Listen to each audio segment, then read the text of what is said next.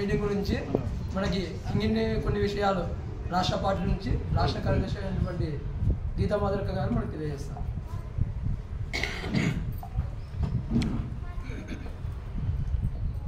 ఇక్కడ వచ్చేసినటువంటి కొడుకు నియోజకవర్గ ఇన్ఛార్జ్ ప్రిన్సిపల్ గారికి, అలాగే జిల్లా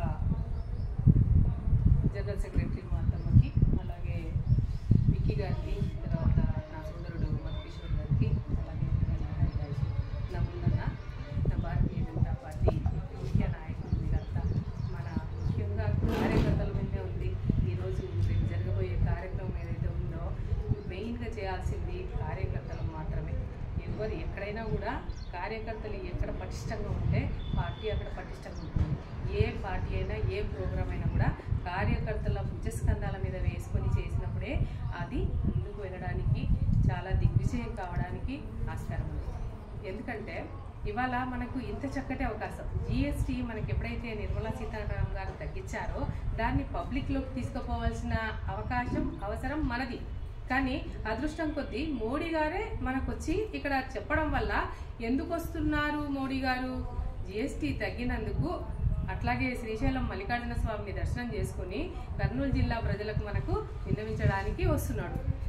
ఏ దాని మీద జిఎస్టీ తగ్గింది, తగ్గడం వల్ల ఒక్కొక్క ఫ్యామిలీకి ₹1,00,000 వరకు, ఒక మనిషికి 70% ఒక నిత్యావసర వస్తువులు కొనడం వల్ల అయితే ఇన్సూరెన్స్ నుంచి 30%, ఇట్లా మొత్తం మీద ఒక మనిషికి ₹1,00,000 మిగిలే ఆస్కారం ఉంది. ఇంత చక్కటి అవకాశాన్ని మనకి ఇచ్చారు. ఇంతకు ముందుకు జిఎస్టీ ఎందుకు కలెక్ట్ చేశారు, ఇప్పుడు ఎందుకు తగ్గించారు అనే మాట చాలా మంది అంటా ఉన్నారు. దానికి కారణం ఏంటనేది కూడా మనం పబ్లిక్లో మీకు క్వశ్చన్ అవుట్ చేస్తారు కదా, అప్పుడు మీరు చెప్పగలగాలి. ఎందుకు తగ్గించినారు చెప్తారా? ఎందుకు అప్పుడు ఎక్కిచ్చారు, ఇప్పుడు ఎందుకు తగ్గించారు చెప్పండి. ఎవరైనా ఒక్కరు చెప్పండి. ఎందుకు అప్పుడు ఎక్కువ తీశారు, ఆ డబ్బుతో మనం ఏం చేసాం? అప్పుడు ఆర్థికంగా బలంగా లేదు భారతదేశం, ఇప్పుడు ఉంది అని అనుకుంటా. ఇన్ఫ్రాస్ట్రక్చర్ అంటే మన దేశంలో బయట ఉన్నటువంటి సొసైటీలో ఇన్ఫ్రాస్ట్రక్చర్ ఏదైతే ఉందో అప్పటికి ఇప్పటికి చాలా డెవలప్మెంట్ ఉంది. అట్లాగే రైల్వే స్టేషన్ చూసినామా, మనకు పాత రైల్వే స్టేషన్ ఉంది, ఇప్పుడు ఎట్లుంది railway station? Vande Bharat trains ఎన్ని తీసుకొచ్చారు, అలాగే ఇప్పుడు ఎయిర్పోర్ట్లు ఎన్ని అయినాయి, వీటన్నిటిని మనం వాళ్ళకి పబ్లిక్లకి చెప్పగలిగానంటూ ఆ డబ్బుతోనే ఇవాళ మనం ఇంత డెవలప్ అయినాం. ఇప్పుడు కరెంటు కూడా ఎంతో ఆదా అయింది, ఎన్నో రకాలుగా మనము డెవలప్ అయ్యి. ఎప్పుడు మోదీ గారు ఎప్పుడైతే వచ్చారో, జిఎస్టీ ఎప్పుడైతే తీసుకొచ్చారో, ఆ జిఎస్టీతోనే, ఆ వచ్చిన డబ్బుతోనే మన ప్రజలకే, మన కొరకే ఆయన ఖర్చు పెట్టాడు. ఇవాళ కూడా జిఎస్టీ ఇంత తగ్గిస్తే ఎవరికి తగ్గుతుంది? ప్రజలకే, ఒక్కొక్క మనిషికి ₹1,00,000 తగ్గుతుంది. ఫుడ్ మీద అయితేనేముంది, ఇన్సూరెన్స్ మీద అయితేనేముంది, ఎక్కడ పోయినా కూడా జిఎస్టీ. ఇవాళ ఆనందంగా పోయి మనము దీపావళి, దసరా పండుగలకి ఇంట్లో ఏ వస్తువులు కొత్తవి కొన్నా కూడా వాటి మీద, ఈవెన్ కార్ల మీద, వెహికల్స్ మీద, టీవీల మీద, ఇట్లా అన్ని వస్తువుల మీద తగ్గినటువంటి పరిస్థితి ఏర్పడింది. దాని కొరకే మోడీ గారు వస్తున్నారు అనే విషయాన్ని చెప్పి మనం పబ్లిక్లోకి వెళ్ళడానికి చాలా ఆస్కారం ఉంది. ఎవరైతే ఈరోజు మన వార్డు మెంబర్లు అయితేనే ఉంది, కార్పొరేటర్లు అయితేనే ఉంది, రేపు రాబోయే ఎలక్షన్లో ఎమ్మెల్యేగా నిలబడాలనే ఉద్దేశం ఉన్న వాళ్ళు మనం ఇప్పటి నుంచి రూట్ మ్యాప్ వేసుకోవడానికి ఇది ఒక అవకాశం. ఇప్పుడు మనమేం వాళ్ళు వెహికల్స్ పెడతా ఉంది, గవర్నమెంట్ నుంచే మనకు అన్ని వెహికల్స్ అరేంజ్ చేస్తూ ఉన్నారు. మనం చేయాల్సింది ఏంటి? ఖచ్చితంగా మన వాళ్ళని మూవ్ చేయాల్సింది. అదే కాకుండా మళ్ళీ ఏం చేయాలి? అతను ఖచ్చితంగా భారతీయ జనతా పార్టీ కండవా వేసుకున్నాడా లేదా, జెండా పట్టుకోవడానికి ఎవ్వరూ నామోషి పడాల్సిన పని లేదు. ప్రతి ఒక్కరం చేతి, ఏ స్థాయిలో ఉండని, ఏ కార్యకర్త లెవెల్ నుంచి పెద్ద స్థాయిలో, రాష్ట్ర స్థాయిలో ఉన్న, నా తర్వాత ఉన్న జిఎస్ల కానుంచి ఆ పైన ప్రెసిడెంట్ల వరకు కూడా. మొన్న చూసారా మాధవ్ గారు పైన వచ్చి స్టేజ్ మీద పట్టుకొని కూడా జెండాను ఎట్లా పట్టుకొని ఆనందంగా ఊపుతా ఉన్నాడు. ఆ విధంగానే రేపు ఆ విధంగానే ప్రోగ్రాంలో కూడా ఏ ఒక్కరు కూడా మీతో తీసుకొచ్చిన మనుషులు కానీ ఖచ్చితంగా వాళ్ళ చేతిలో జెండా ఉండాలి, అది రెపరెపలాడుతూ ఉండాలి. మీరు అట్లే కాకుండా ఇంకా ఇన్నోవేటివ్గా ఆలోచించండి. మంచి కమలం గుర్తుతో ఉన్నటువంటి బెలూన్స్ని తీసుకొస్తారా, లేకుంటే కమలం పూతో ఉన్నటువంటి లోగోస్ని ఏదైనా ప్రింట్ చేయించి, ఇప్పుడు మన ఫ్లెక్సీలు ఉంటాయి కదా, ఫ్లెక్సీలో కమలం పూల ఫ్లెక్సీలు ఏదైనా చేసి అదే ఫ్లెక్సీని కట్ చేసుకొని పట్టుకుంటారా, లేకుంటే ధర్మకోల్తో ఫ్లెక్సీలు చేసుకొని పట్టుకుందామా, లేదా ఒక చార్ట్ పేపర్ మీద తయారు చేయించి కమలాలను తీసుకొచ్చి పట్టుకొని ఆ పట్టుకునే వాళ్ళని కూడా ఒక 100 మందినే 250 మందినే 1000 మందినే అట్లా పట్టుకొని మనం నిలబడేది కూడా ఒక కమలం లాగానే నిలబడ్డాం. కూర్చున్నా కమలం కూర్చున్నట్టు, నిలబడితే కమలం లేచినట్టు ఒక కమలం డ్రా చేసేసి అట్లా ఇన్నోవేటివ్ కూడా ఆలోచిద్దాం. ఎందుకంటే కర్నూలు జిల్లాలో ఎస్పెషల్లీ ఎంత బాగా చేశారు అనే పేరు తెచ్చుకోవడానికి మనం అందరం కృషి చేస్తే ఏ ఐకమత్యంతో ఉండి ఏదైనా చేయగలుగుతాం. ఇదొక్కటి మీరు గుర్తించుకోండి.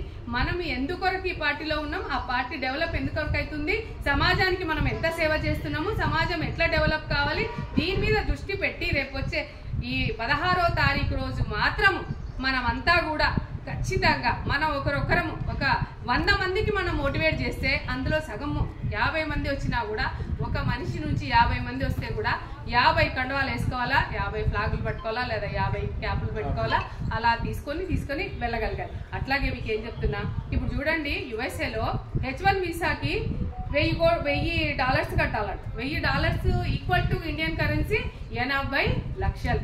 మళ్ళీ దానికి అప్లికేషన్ పంచాయతీ నానక దాంతో వచ్చిందని ఏం లేదు. డిప్ సిస్టమ్ అక్కడ ఆ 80 లక్షలు కోటి రూపాయలు ఏదైతే పెడితే ఆ డిప్ తీస్తే దాంట్లో వస్తేనే మనకి H1 వీసా వచ్చినట్టు. ఆ వచ్చినోడే ఆ దేశంలో ఉండాలి. అంటే మన బిడ్డలు అక్కడ పోయి కష్టపడి చదివింది ఎట్లా, డబ్బు పెట్టి ఏ కాలేజీలో అయినా 25,000 నుంచి 25 లక్షల నుంచి 50 లక్షలు కోటి దాకా కూడా కాలేజ్ ఫీజెస్ ఉన్నాయి. అంత గట్టి రోజు మనం ఇక్కడ తిన ఒక అట్టిపండు తింటే ఆడవేళ ఆ రేట్ వేరే ఉంటుంది. అట్లా మన డబ్బు అంతా తీసుకుపోయి అక్కడ పెట్టి కష్టపడి చదివి మళ్ళీ ₹1 కోటి వేసి H1 వీసాకి అప్లై చేసి ఇంతే రకాలుగా కష్టపడుతున్నాను. ఇవాళ నేను మన పిల్లలు ఆడున్నాను, మీకు అంతా తెలుసు. నేను ఇంతకుముందుకు ఒక ప్యాకెట్ పంపిస్తే కేజీ ప్యాకెట్ పంపిస్తే ₹1000 అయ్యేది. ఇప్పుడు 15,000 ఇచ్చినా కూడా పోదు ప్యాకెట్. ఒక కేజీ పంపాలంటే కొన్ని $1,000 నేను కడితే గానీ ఒక కేజీ మనము మన పిల్లలకి మామిడికాయ తొక్కు అడుగు కంపెనీకి వస్తుంది, చింతకాయ తొక్కు అడుగు కంపెనీకి వస్తుంది. అట్లా మన ఇండియా డబ్బులంతా మనము ఇతర దేశాలకు పంపిస్తున్నాం. వాళ్ళ దేశ వస్తువులు ఏదైనా కానీ ఇతర దేశాల వస్తువుల మీద పిచ్చితో మన డబ్బు అంతా వాళ్ళతో పెట్టి కొనుక్కుంటున్నాం. అట్లా వద్దు. మన వాళ్ళు చక్కగా ఎంత మంచిగా బుట్టలు అల్లుతున్నారు, తట్టలు అల్లుతున్నారు, కుండలు చేస్తున్నారు. చిన్న పరిశ్రమలు, కుటీర పరిశ్రమలు చేసే వాళ్ళకి, అలాగే చిన్న కంపెనీస్కి, అట్లాగే మన వాళ్ళు పండించిన పంటకి ఇట్లా మన వస్తువులనే మనము కొనాలి. మన వస్తువులు తయారు చేసిన వాళ్ళనే మనము లబ్ధి పొందేటట్టు చేయాలి. యువతకు ఉద్యోగాలు వస్తాయి, అట్లాగే రైతులు బాగుపడతారు. మనం కూడా మన డబ్బును మన దేశంలోనే పెట్టుకుంటున్నాం వల్ల మన దేశం కూడా బాగుపడుతుంది. కాబట్టి మనం దానికి ఏం చేయాలా, వోకల్ ఫర్ లోకల్. ఏం చెప్పాలి, మనమంతా చేతులు ముందుకు పెట్టేసేయండి, అందరు ముందుకు పెట్టండి, చేతులు అందరు ముందు. వోకల్ ఫర్ మన ఇంటికి ఇంకో నినాదం చేస్తావు కదా, ఇంటింట స్వదేశీ, ప్రతి ఇంట ఇంటింట, ప్రతి ఇంట ఇంటింట, ప్రతి ఇంట.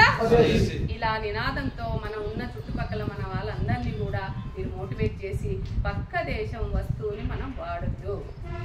ఇంత చక్కటి అవకాశాన్ని ఇచ్చి మన భారతదేశానికి అభ్యుదయం కొరకు కృషి చేస్తున్న మనమంతా ఎంతో అదృష్టవంతులుగా భావిస్తూ ఇక్కడ ఈ అవకాశాన్ని ఇచ్చిన నా జిల్లా కమిటీకి ధన్యవాదాలు తెలుపుకుంటూ నమస్తే.